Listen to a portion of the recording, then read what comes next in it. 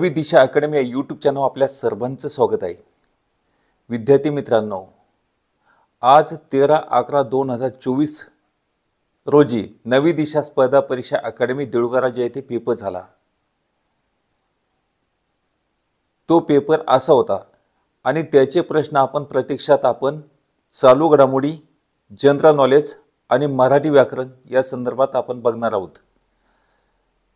तुम्हाला जर गणित सोडून हवे असेल तसं आपण कमेंट बॉक्समध्ये सांगायचं आहे। तुमचा जर प्रतिसाद मिळाला तर मी तुम्हाला गणित आणि बुद्धिमापनचे सुद्धा प्रश्न त्या ठिकाणी सोडून देईन। चला तर मग आता अगोदर आपण चालू घडामोडी बघूया।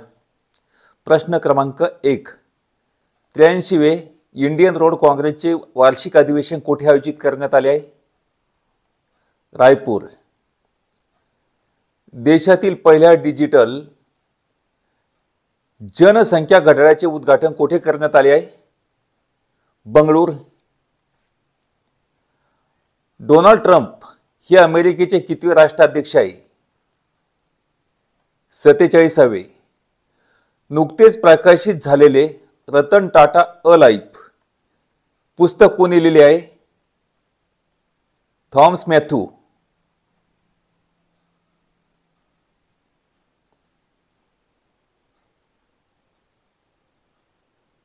राष्ट्रीय शिक्षक दिन कधी साजरा करण्यात येतो?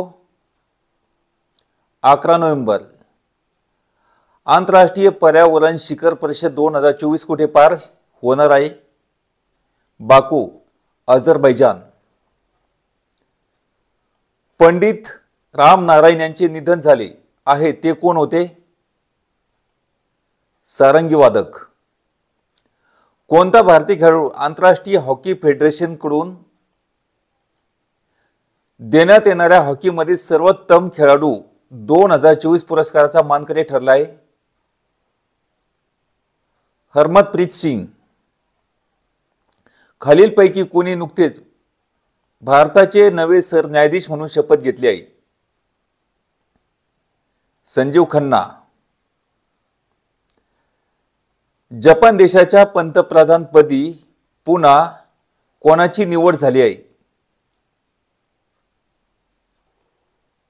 Shigeru Ishiba. अशा प्रकारे 10 प्रश्न चालू घडामोडीचे संपले आहेत। आता आपल्याला बघायचे 25 प्रश्न आहे जनरल नॉलेजचे। यामध्ये भारताचा भूगोल आणि त्याचप्रमाणे विज्ञान। आपण या ठिकाणी पेपर येत असताना 2 विषय दिले जातात, त्याच्यावर 12 आणि 13 प्रश्न असे करून यायचे। चालू घडामोडीचे 3 महिने चालू घडामोडी वाचायच्या आणि त्याच्यावर 10 चालू घडामोडी विचारल्या जातात।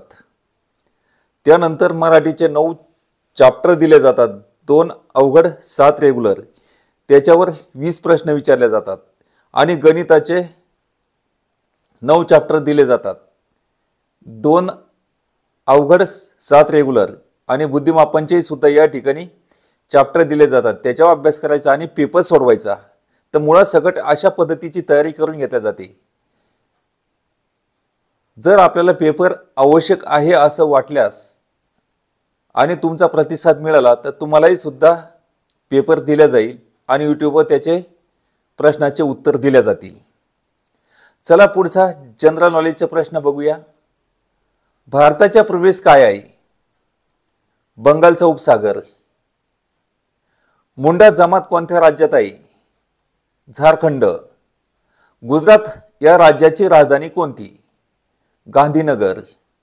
चांदोली राष्ट्रीय उद्यान कुठे आहे? सातारा, सांगली, महाराष्ट्र। झेलम, चिनाब, रावी, सतलज, बियास या कोणत्या नदीच्या उपनद्या आहेत? सिंधू। चहाचे सर्वात जास्त उत्पादन कुठे होते? आसाम।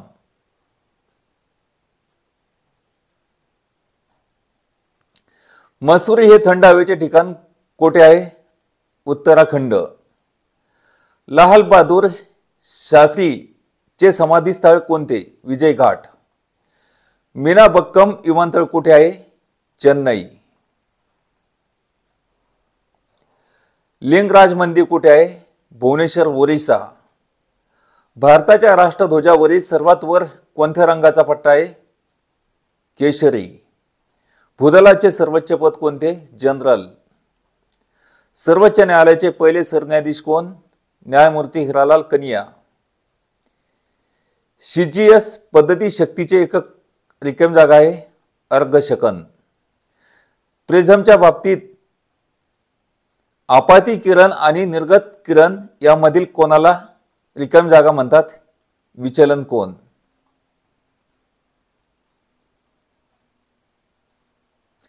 फिलॉलॉजी ही संज्ञा कशा संदर्भात आहे? भाषा विज्ञानाचा अभ्यास.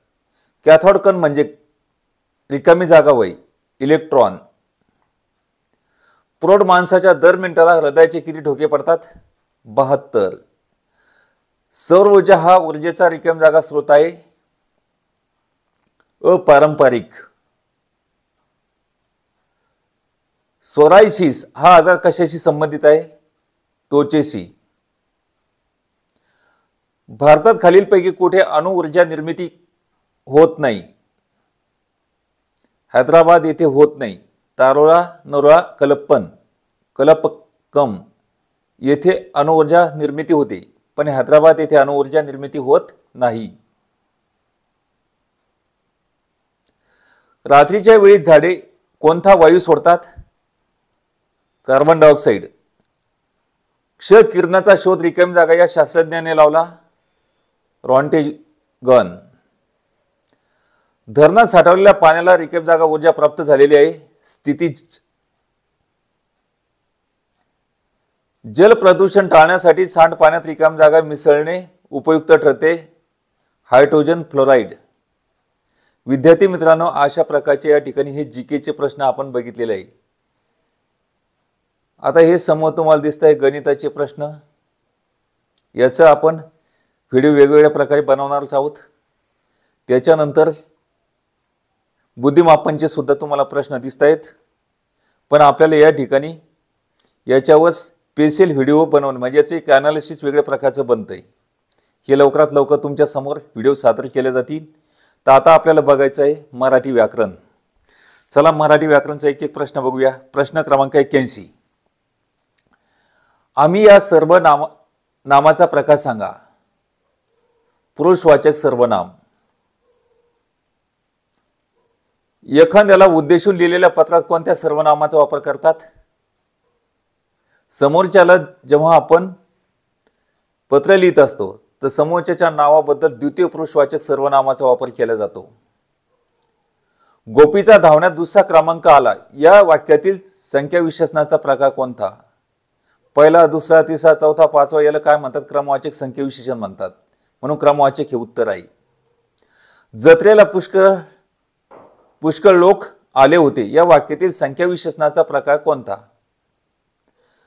आता हे पुष्कळ हे संख्यावाचक हे पण संख्यावाचक 3 प्रकार पडतात. नाही, मुख्य 3 प्रकार पडतात, पण त्याच्या उपप्रकारामध्ये आपण पाहिलं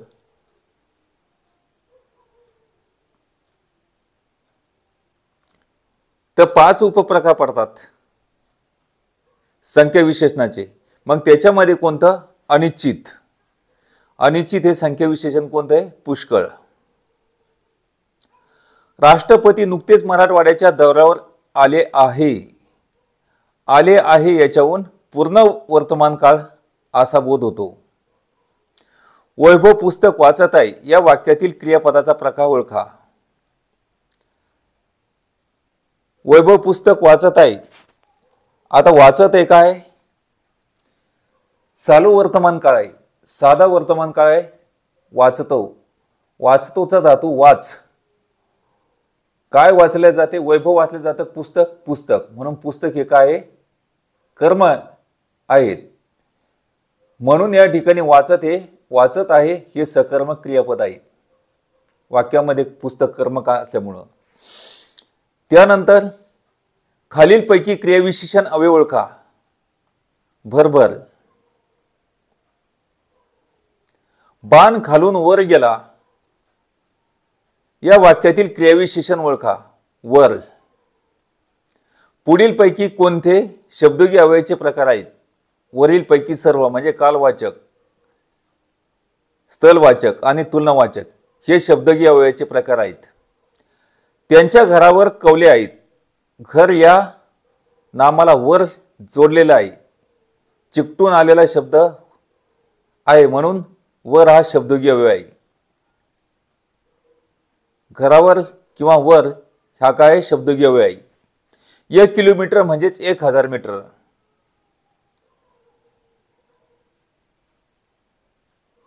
स्वरूपबोधक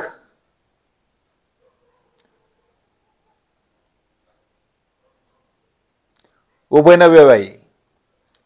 अबब हा शब्द खालीलपैकी कोणत्या प्रकारचा आहे. केवळ प्रयोगी अवयव. चूप खाली बस. मग आता चूप याच्यामधील कोणतं केवळ प्रयोगी अवयव. मौनदर्शक. त्याने काम केले नाही शिवाय शिर जोरपणा करू लागला. यामधील शिवाय हे काय समुच्चयबोधक उभयनव्यय.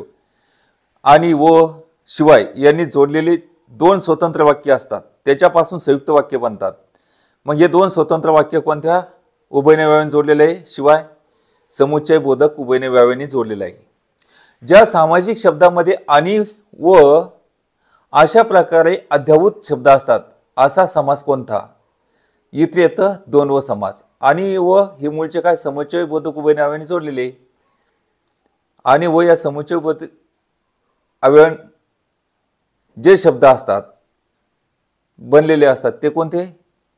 इत्यर्थ द्वंद्व समास. म्हणजे आई आणि वडील, बहीण व भाऊ अशा प्रकारचे शब्द असतात ते इत्यर्थ द्वंद्व समासामध्ये मोडतात. पुढील शब्दाचा समास ओळखा. सहकुटुंब हे बहुव्रीही समासाचं उदाहरण आहे म्हणून याचं उत्तर बहुव्रीही समास आहे. सबहुव्रीही समास असं सुद्धा म्हणतात. पुढील शब्दाचा समानार्थी शब्द नसलेला शब्द ओळखा. अश्व. अश्व म्हणजेच काय शहामृग वै. संगर या शब्दाचा समानार्थी शब्द कोणता. लढाई. संगर म्हणजेच लढाई. आईजीच्या जीवावर बाईची उधार या म्हणीचा अर्थ सांगा. दुसऱ्याचा पैसा खर्च करून औदार्य दाखवणे हे त्याचं उत्तर आहे. पुढील म्हणीचा अर्थ ओळखा. काना मागून येणे नि तिखट होणे. याचे उत्तर आहे मागून येऊन वरचढ होणे. विद्यार्थी मित्रांनो 9 चॅप्टरवर हे मराठी व्याकरणचे 20 प्रश्न विचारले गेले. तर अशा प्रकारचा हा पेपर आजचा पेपर असा होता. तर विद्यार्थी मित्रांनो पेपर झाल्यानंतर यूट्यूबवर अशा प्रकारचे तुम्हाला प्रश्न बघायला आणि ऐकायला मिळतील. तर आज या ठिकाणी थांबूया. भेटूया नेक्स्ट व्हिडिओमध्ये. धन्यवाद.